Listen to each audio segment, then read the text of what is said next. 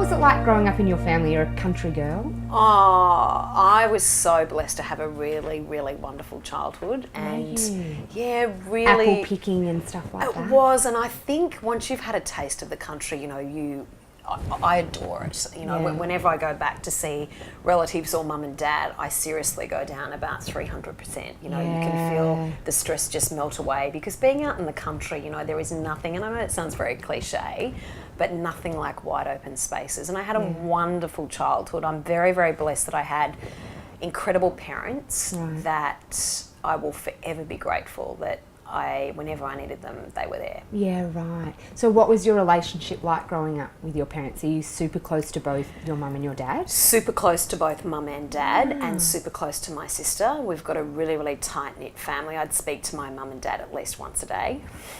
I speak to my mum sometimes 4 times a day. Yes.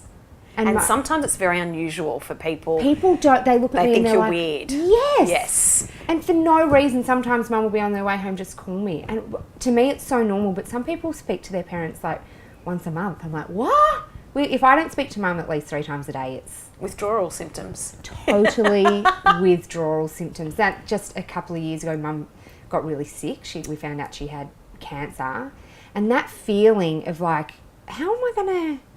just everything. And I remember going through feelings when we would speak on the phone during the day going, I wanted to even, like I retreated from those, because I'm like, if you're not going to be around, we're not even going to be able to have these conversations, like the little things you go, oh my God, my mum. And so many people say that to me that have lost their parents. They say they go to pick up the phone and then realise they're not there anymore.